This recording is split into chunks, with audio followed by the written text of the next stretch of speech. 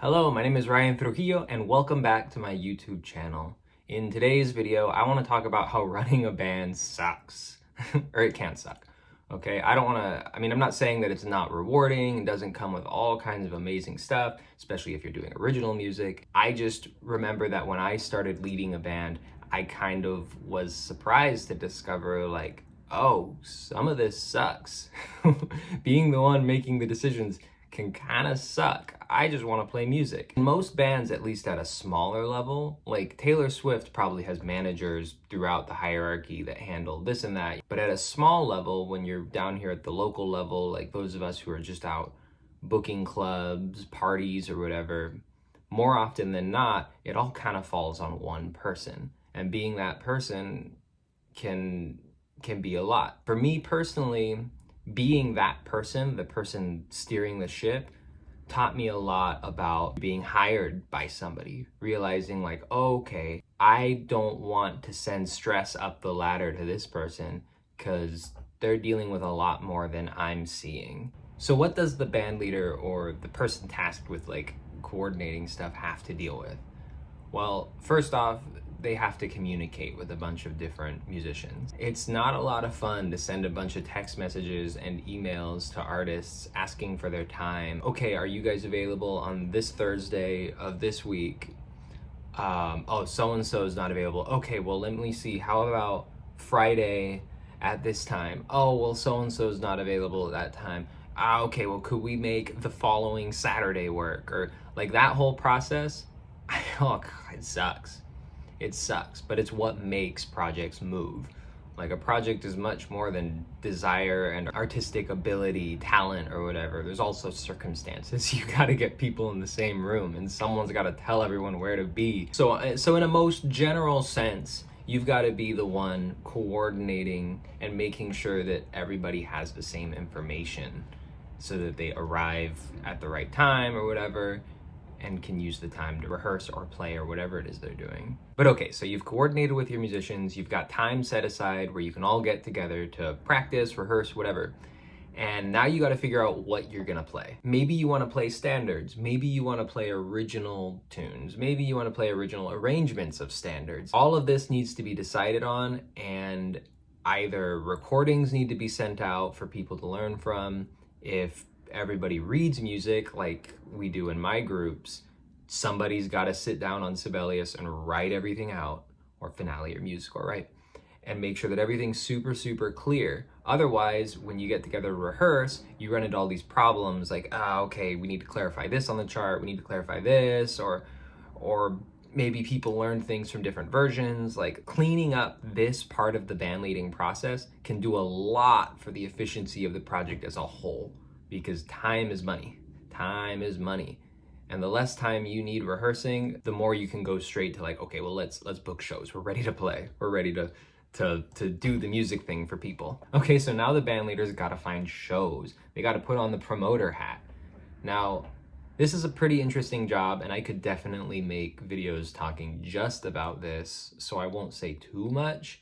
But the band leader needs to get a sense of what direction they're going in. What kinds of shows do they want to do? Are they trying to be a function band, cocktail hours, receptions, maybe little dance hall things where it's not necessarily about the artistic message of the project? Or are they trying to play more traditional shows with other bands, selling tickets to the public and creating a community, fan base, etc.? These are two very different goals, and every band leader kind of has to figure out what it is they're trying to do with their project. But in order to promote your project, you've got to figure out some kind of EPK, an electronic press kit, we call it. It's basically email template with audio, video, photos, some words about the band, so that you can get someone the most information about your project the quickest possible, because most people are just gonna glance over it and that's it. So the band leader's got to take that EPK and just blast it out to people. Maybe there are bands you want to play with, send it to the bands. Maybe there are venues you want to play at, send it to the venues. Maybe there are businesses that you think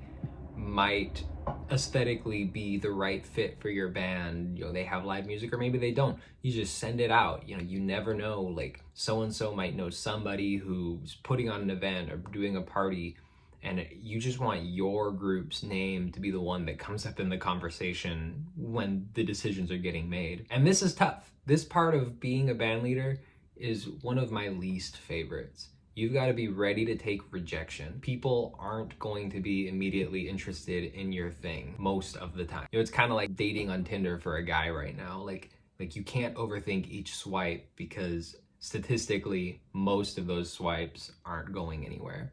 Most businesses, most emails you send are just going to get glanced at and forgotten, which is a huge drag, but it's kind of just how this part of the business works at the lower level. But okay, so let's say you get in touch with somebody, they want your band to play, but now you've got to negotiate pay for your band. And I would never want to give numbers on my YouTube channel and then get held to those in my own career. So I'm not really going to talk numbers specifically. Depending on what you want to do, I mean, sometimes you play for free, like depending on the purpose of the show. Or is it like an event that you need to get paid for? The band leader's got to handle all of this and send the emails and make it happen. For me personally, this can be a pretty stress-inducing period, because there's just a lot of pressure. I want to get my guys paid. I want to get paid. I don't want to put too much pressure on the business. I know it can be expensive to hire a band.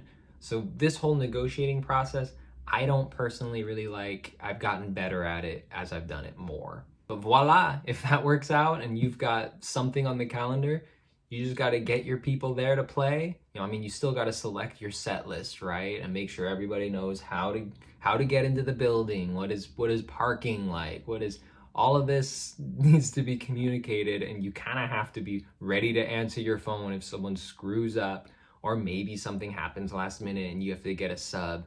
Like, the job never really ends as a band leader.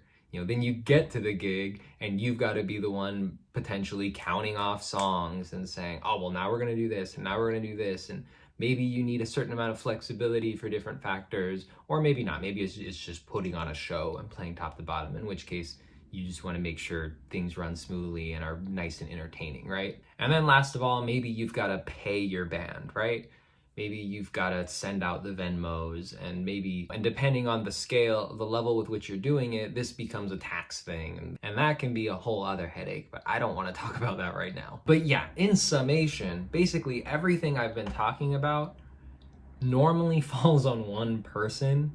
And so if you're getting hired by a band, you should have some empathy for the person that has to handle all of these things. I try to do my best to respond really promptly and be clear and somewhat flexible for people, because as a hired bass player, I'm not dealing with any of that. I think of it as you just want to avoid sending stress up the ladder, because ultimately people are just going to not have patience for that and you won't get hired.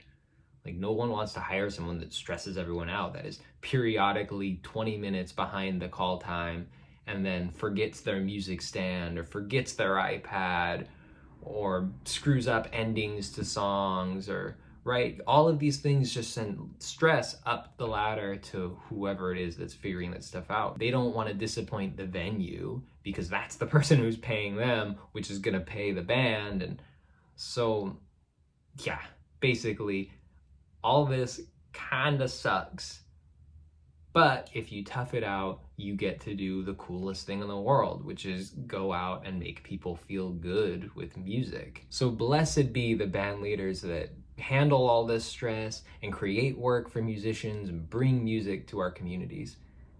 Like I said, it can be a whole lot. And unfortunately, the pay for doing this hasn't really changed a whole lot in the last 50 years. Okay? In certain sectors, it's increased, but in like the bar scene, for example, they kind of pay about the same as they did in the 70s, which is super whack. But thank you guys so much for watching my video. If you made it this far, again, you are my favorite. Please drop any questions that you'd like me to answer in a video like this down in the comments below. Have a wonderful week, and I'll see you next time.